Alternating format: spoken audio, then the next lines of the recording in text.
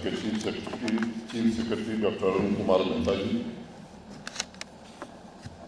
Shri Dheeraj ji, divisional commissioner Shri Pandurang ji, IG CRPF, IG traffic, यहाँ के DC, हमारे म्यूनिसिपल कमिश्नर अथर, सभागार में उपस्थित सभी सहयोगी तथा मित्रों, श्रीनगर शहर के निवासियों के लिए आज 68 करोड़ 73 लाख रुपए के प्रोजेक्ट्स का लोकार्पण करते हुए मुझे अत्यंत प्रसन्नता हो रही है। इंटीग्रेटेड कमांड एवं कंट्रोल सेंटर तकनीक का इस्तेमाल करके श्रीनगर शहर को आधुनिक मॉडर्न बनाने की दिशा में एक महत्वपूर्ण कदम उठाया गया है। यहाँ के निवासियों के जीवन स्तर को निश्चित रूप से ये सुविधा बेहतर बनाएगी। अभी उद्घाटन के बाद म्यूनिसिपल कमिश्नर मुझे बता रहे थे कि 175 किलोमीटर ऑप्टिकल फाइबर भी ले करने वाले। मेरा सुझाव होगा उनको, धीरज गुप्ता को, जब फाइबर हम डाल रहे हैं तो मुझे लगता है कि इलेक्ट्रिक वायर्स भी हमें अंडरग्राउंड करना चाहिए और एक ऐसी सुविधा बनानी चाहिए जिसमें बिजली, पानी, डेटा, सीवेज और पुलिस को भी आगे आने वाले दिनों में इस सेंटर की बहुत ज़रूरत पड़ेगी, ट्रैफिक मैनेजमेंट में भी, और मैं समझता हूँ कि लॉ एंड ऑर्डर की दृष्टि से। तो स्मार्ट सिटी में पैसे की अगर उतनी व्यवस्था नहीं है तो मुझे लगता है कन्वर्जेंस मोड में हमको जाना चाहिए और ये काम बार बार नहीं होते। एक बार अगर इसको कन्वर्जेंस के मॉडल पर हम लोग पूरा कर देंगे तो मुझे लगता है कि फिर 100 साल श्रीनगर में कुछ करने की ज़रूरत सिविक कम्युनिटीज़ को लेकर के नहीं रह जाएगी।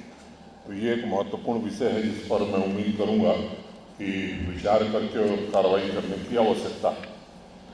ये श्रीनगर बारामूला नेशनल हाईवे पर ड्रेनेज सिस्टम का भी, वहाँ जा नहीं पाएंगे हम लोग, अब यहीं से कर देंगे क्योंकि 12 बजे एक मीटिंग बड़ी महत्वपूर्ण है। मुझे बताया गया है म्यूनिसिपल कमिश्नर के द्वारा कि 1 लाख की आबादी को ये प्रभावित करेगा, उनके जीवन में सकारात्मक बदलाव लाएगा। और मुझे लगता है कि श्रीनगर शहर के सिविक ऑपरेशन का ये जो डेटा सेंटर है ये नर्व सेंटर साबित होने वाला है और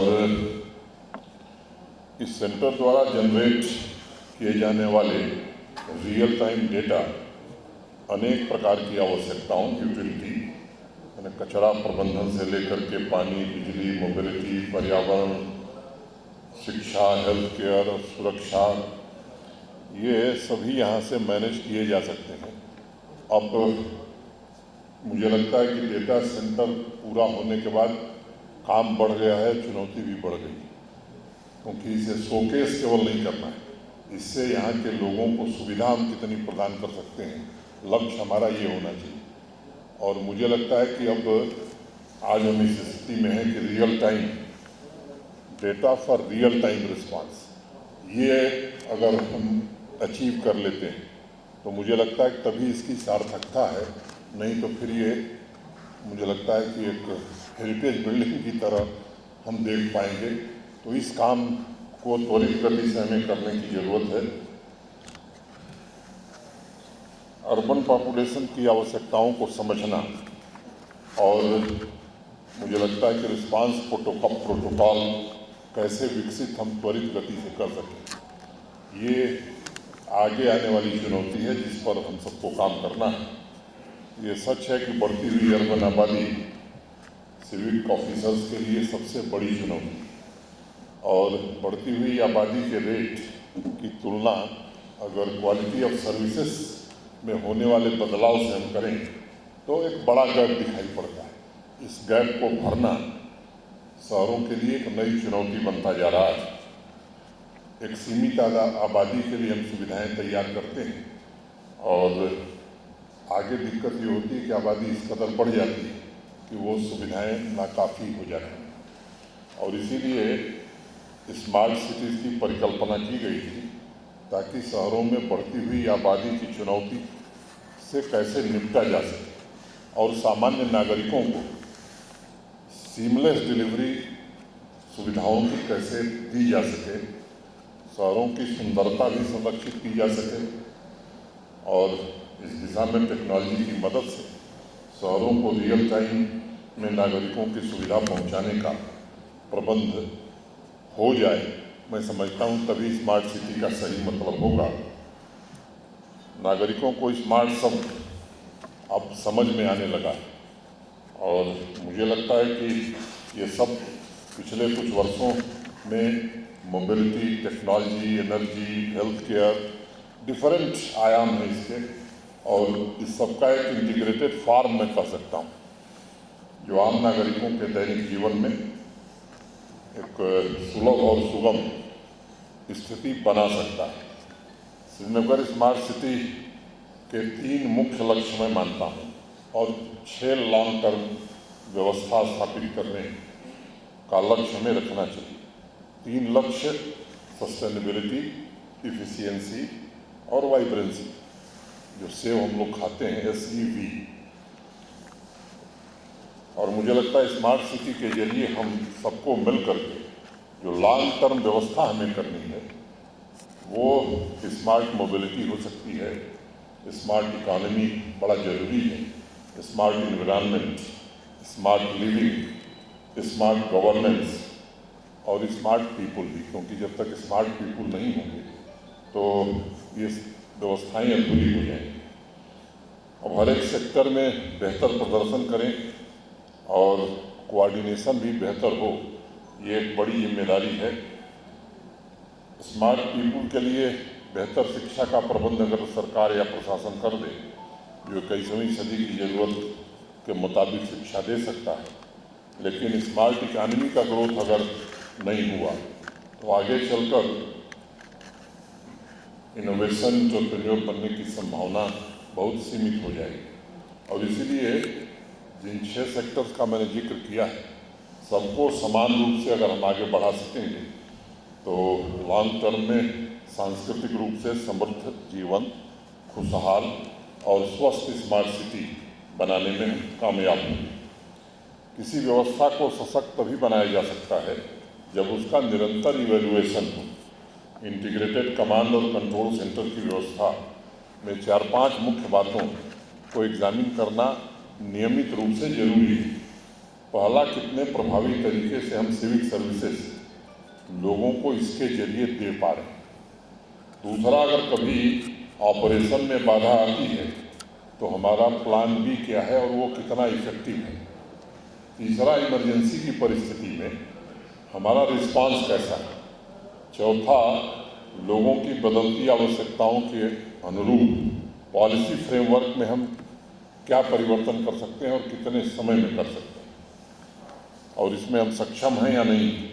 पांचवा, इस सेंटर से लोगों के जीवन में हो रहे बदलाव का मूल्यांकन, इवैल्यूएशन करने के लिए एक फीडबैक इंडिकेटर की व्यवस्था भी हमें बनानी चाहिए, क्योंकि सुविधा हम खड़ी कर दें और ये मान लें कि लोगों को सुविधा मिल रही है, मैं समझता हूँ ये व्यवस्था चलती नहीं है। अगर लोगों के फीडबैक के आधार पर हम कह सकें कि नहीं, हमने जो व्यवस्था खड़ी की है वो आम नागरिकों तक पहुँच पा रही है, तो मैं समझता हूँ ये व्यवस्था सही होगी। इस कमांड और कंट्रोल सेंटर के 3 महत्वपूर्ण क्षेत्र, सिविक सर्विसेज का सुचारू रूप से संचालन, मोबिलिटी सर्विस तथा इमरजेंसी सर्विसेज की बेहतर व्यवस्था के लिए आम नागरिकों से लगातार मिल रहे फीडबैक आपके ऑपरेशन को और बेहतर बना सकते हैं। 2 बड़े शहर श्रीनगर और जम्मू ये इस सुविधा से युक्त हो रहे हैं। पानी बिजली का कनेक्शन प्राप्त करने में लोगों को मुश्किल थी, अभी भी है। अब ऑनलाइन सुविधा कर दी गई है। अब ऑनलाइन सुविधा का मतलब है कि आदमी को दिक्कत नहीं होनी चाहिए। ये सुविधा अगर ऑनलाइन की गई है तो इस पर भी फीडबैक हमें लेने की ज़रूरत है, ताकि उपभोक्ता को घर बैठे सुविधा पहुंचाई जा सके। एक और महत्वपूर्ण बात कह के मैं अपनी बात खत्म करूंगा। श्रीनगर स्मार्ट सिटी हो या फिर अन्य छोटे शहर हो, वहाँ भी स्थानीय लोगों को सिविक सर्विसेज, सरकारी सेवाओं के मामले में अपना अप्रोच और रवैया भी बदलना पड़ेगा। अब बिजली की अगर बिना शेड्यूल कटौती होती है तो शिकायत जायज़ है, लेकिन बिजली इस्तेमाल करके उसके बिल का भुगतान न करना ये भी किसी अपराध से कम नहीं है। कुछ दिनों से मैं अखबार में तमाम खबरें पढ़ रहा हूँ कि साहब मीटर नहीं लगाने देंगे। अब ये व्यवस्था बहुत लंबे समय तक चलने वाली नहीं। मुफ्त की बिजली भारत सरकार देती नहीं। मुझे लगता है कि जो पैसा देगा उसे बिजली 24 घंटे मिलनी चाहिए, जो पैसा नहीं देगा उसे बिजली नहीं मिल सकती है। ये व्यवस्था अब लागू करनी ही पड़ेगी हमें। अभी भारत सरकार के विद्युत मंत्रालय ने जो नॉर्म तय किए, अगर हर महीने का उनका भुगतान नहीं होगा तो बिजली हमें नहीं मिलेगी। पहले का जो हमारे बाप दादा 11,000 करोड़ छोड़ के गए उसको कैसे निपटा जाए, उसकी व्यवस्था बनाने में चीफ सेक्रेटरी साहब लगे हुए हैं कि कैसे उसको दिया जाए। भारत सरकार करेगी, वो भी देने का जिम्मा आप वही का है जो आपके बाप दादा खा के गए, तो उस व्यवस्था को हम लोग देख रहे हैं। लेकिन ये मेरा अनुरोध होगा कि इन सब सर्विसेज अगर आप अच्छी चाहते हैं तो हीटर खरीदने का पैसा हम देते हैं, एसी खरीदने का पैसा हम देंगे, लग्जरी के लिए हमारे पास पैसा है, लेकिन जिस चीज़ से चलती है उसके लिए जब पैसा देने की बात आती है तो हमारी जेब कम पड़ जाती है। मैं समझता हूँ कि थोड़ा इसमें एक बिना पैसा खर्च किए सुविधाएं नहीं मिल सकती, और अधिकांश नागरिक मैं जानता हूँ कि वो इसके पक्षधर हैं, लेकिन कुछ लोग हैं किन कारणों से वो इसमें व्यवधान डालने में नहीं समझ पा रहा हूँ। लेकिन मेरी अपील होगी, मेरा निवेदन होगा सबसे कि एक बेहतर व्यवस्था के लिए आवश्यक है।